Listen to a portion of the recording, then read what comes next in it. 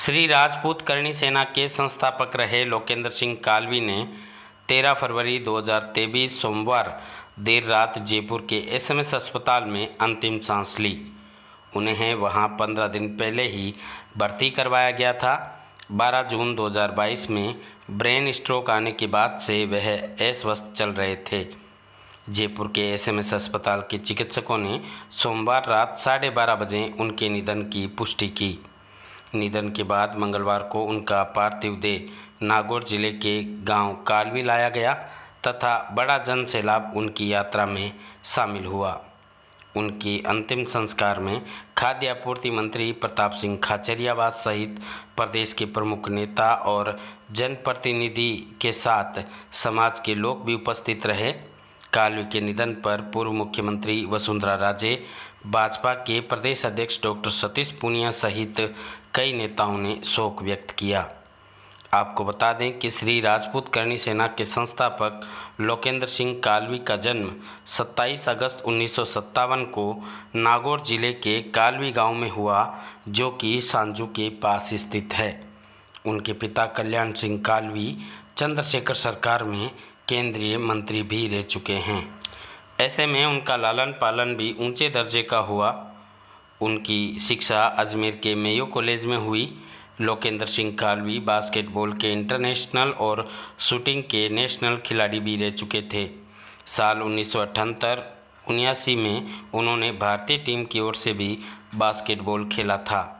लोकेंद्र सिंह कालवी के 2 बेटे हैं, बड़ा बेटा भवानी सिंह और छोटा बेटा प्रताप सिंह। बड़ा बेटा भवानी सिंह भी पोलो का खिलाड़ी है। लोकेंद्र सिंह कालवी सिसोदिया वंश के राजपूत थे, जो कि महाराणा प्रताप का वंश था। ऐसे में कहा जा सकता है कि लोकेंद्र सिंह कालवी महाराणा प्रताप के वंशज थे, लेकिन उनकी पहचान नागौर जिले के सांजू के पास स्थित छोटे से गांव कालवी से ही रही।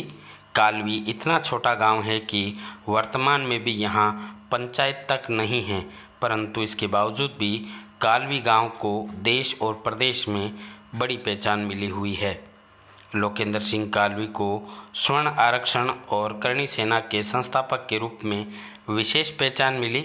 साथ ही उन्होंने सामाजिक न्याय मंच का भी गठन किया तथा इस मंच के बैनर तले विधानसभा चुनाव में भी भाग लिया, परंतु देवी सिंह भाटी के रूप में बीकानेर के कोलायत से एक सीट पर ही जीत प्राप्त हो सकी। साल 1993 में पहली बार उन्होंने राजपूत आरक्षण की बात उठाई थी तथा राजपूत समाज के प्रमुख 11 मुद्दों को लेकर श्री राजपूत करणी सेना का 2006 में गठन किया था। आरक्षण के लिए तो वे अंतिम समय तक संघर्ष करते रहे। खुद लोकेंद्र सिंह कालवी ने 2 बार लोकसभा का चुनाव भी लड़ा, एक बार नागौर से और दूसरी बार बाड़मेर से, लेकिन दोनों ही बार वे चुनाव हार गए। इसके बाद राजपूत समाज को एकजुट करने के लिए करणी सेना का गठन किया और करणी सेना के बैनर तले कई आंदोलन भी किए। इतिहास से छेड़छाड़ पर बॉलीवुड तक को हिलाकर रख दिया। ऐसे में उन्हें देश भर में ख्याति प्राप्त हुई। बताया जाता है कि लोकेंद्र सिंह कालवी काफ़ी ओजस्वी नेता थे। इनके भाषणों में काफ़ी जोश और गुस्सा देखा जाता था, लेकिन वे हिंसा के खिलाफ थे। फिल्म पद्मावती और जोधा अकबर के दौरान इतिहास से छेड़छाड़ किए जाने पर उन्होंने मुखर होकर आवाज़ उठाई और बड़े आंदोलनों का नेतृत्व किया।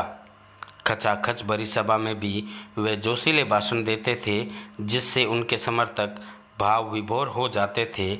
लोकेंद्र सिंह रानी पद्मिनी की 37वीं पीढ़ी से होने का भी दावा करते थे।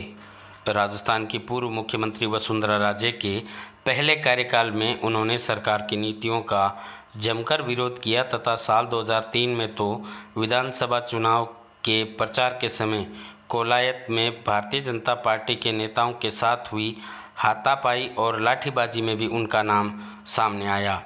कालवी के नेतृत्व में साल 2008 में फिल्म जोधा अकबर की रिलीज को पूरे राजस्थान में रोका गया। इसी प्रकार एकता कपूर के सीरियल जोधा अकबर का भी विरोध करते हुए जयपुर के लिटरेचर फेस्टिवल में भी काफ़ी हंगामा हुआ। साल 2018 में करणी सेना ने फिल्म पद्मावती का भी विरोध किया। कालवी ने खुले मन से कहा कि फिल्म में राजपूत वंश की गरिमा के खिलाफ दिखाया गया है। बाद में इस फिल्म का नाम बदलकर पद्मावत भी करना पड़ा था। भेदभाव और छुआछूत के घोर विरोधी के रूप में मिलनसार व्यक्तित्व के धनी लोकेंद्र सिंह कालवी को आज हर कोई नम आंखों से याद कर रहा है।